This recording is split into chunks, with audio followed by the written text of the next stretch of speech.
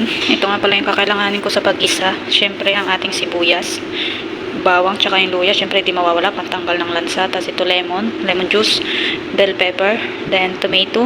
Maglalagay rin ako dyan ng sweet soy sauce, tsaka ng tomato paste. Then ito, dry lemon, laurel, tsaka cinnamon stick, then kisbara.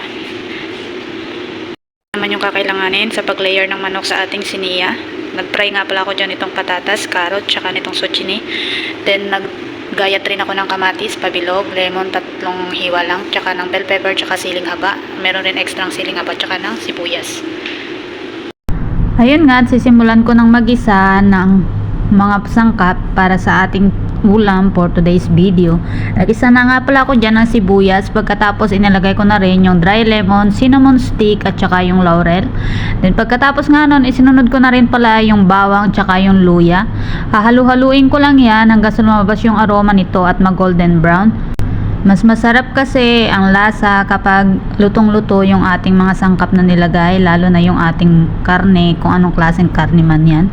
Then pagkatapos nga no, nilagay ko na rin itong ating bell pepper. Lahat nga pala ng nilalagay ko dyan or nang ginigisa ko, isiniwa ko lang siya ng maliliit. Then pagkatapos no, nung munti ka na siyang masunog, isinunod ko na rin nga palang ilagay itong ating kamatis. Minekos-mekos ko lang pala yan dyan para ayan. Then pagkatapos niya, nag-add rin ako dyan ng 1 Maggi. Then isinunod ko na rin nga pala itong coriander leaves or kung tawagin dito is kisbara. Then pagkatapos, sinalo ko lang para mag-mix sila. Then nag-add na nga rin pala ako dyan ng tomato paste. Then hinalo-halo ko lang siya at in-smash habang hinahalo para medyo madurog-durog yung ating mga ginisa. Then pagkatapos no, nag-add na rin ako dyan ng sweet soy sauce. Tansyahan nga lang pala ang paglagay dahil kukunti lang naman yung niluluto ko. Siyempre, nasa nagluluto pa rin yan kung gaano karami ang gusto nyo ilagay. Then pagkatapos ng ilang minuto, ito na nga okay na yung sauce. Nilagay ko na nga pala dyan itong ating manok.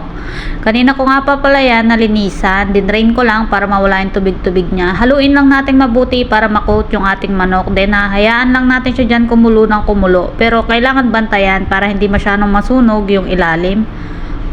Tinakpan ko nga lang pala ng ilang minuto. Then pagkatapos, hinalo ko ulit. Syempre, para makita natin kung nasunog na ba o hindi. Then dito ko na nga rin pala sa point na to, nilagay yung ating mga seasonings na dapat ilagay.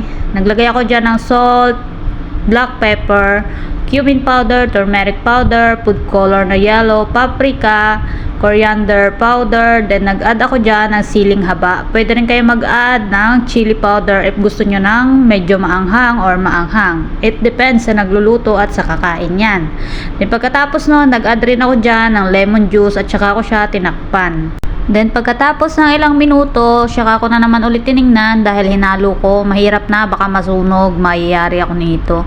Syempre, iba-iba tayo ng way sa pagluluto. Depende na lang talaga siya sa lasa. Ito nga palang niluluto ko is another version ng siniya di judge. Kung yung una is minarinate ko muna bago ko niluto, ito naman is diretsahang paggisa na ng manok para medyo masarap rin. Then pagkatapos, sinalo-halo ko lang siya ng mabuti. Ayan. Hintayin lang natin siyang mag-toasted or medyo maluto-luto pa ba ng mga ilang minuto para mas masarap at malinamnam yung kalalabasan ng ating ulam for today's video. Eto nga at okay na ang ating manok, ang ating iginisa. Dito sa point na to, lalagyan ko na siya ng tubig. Huwag masyadong marami, huwag rin masyadong maunti. Yung tansyahang tubig lang. Then hintayin ko lang siyang kumulo at titikman ko kung okay na yung lasa. Kapag okay na yung lasa, hintayin lang natin siyang kumulo ng 20 to 30 minutes. Then isa-set aside natin siya pagkatapos. So eto nga at okay na siya, kulong-kulo na. Pinatay ko na nga pala dyan yung apoy dahil magle-layer na ako sa ating siniya. Then inuna ko na nga palang ilagay dyan itong ating sibuyas. Depende sa inyo kung paano kayo mag-layer ng mga gulay na ilalagay natin sa siniya. Tinamihan ko nga pala ng sibuyas dyan at depende rin sa inyo kung paano nyo gagayatin ang mga ilalagay nyong gulay. Ito nga pala ay natutunan ko laang. Ito ay base sa aking karanasan laang. Syempre, first time magluto. Kailangan nating itry dahil mag-isa lang sa bahay ni nanay. No choice tayo eh. So, ayun nga, dahil kompleto ang gulay ngayon, may zucchini yan. Pero kung wala, is tama na yung carrot tsaka patatas. Depende kung anong available na gulay ang meron sa inyong kusina.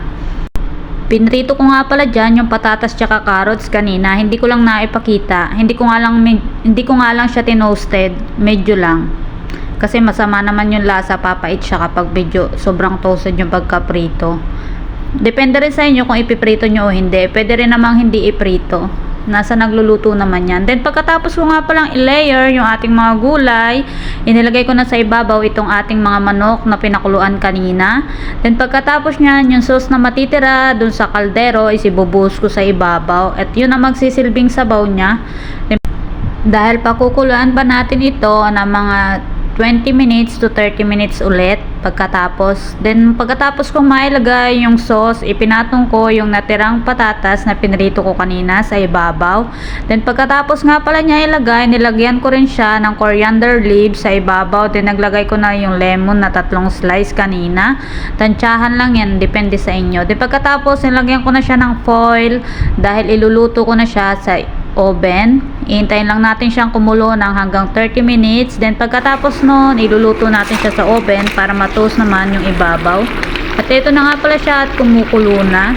Then pagkatapos nun, tinikman ko kung okay na. Okay na yung lasa niya, iintayin lang maluto. Pagpasensyahan nyo na nga pala ang voice over na to. Masyado akong kinakabahan kaya ganyan ang boses tsaka hindi pa sanay. Then pagkatapos nga pala no, niluto ko na siya sa oven at eto na siya, ready to serve na. Arat na, kain tayo. Luto na ang ating Sinia the Judge, my own version.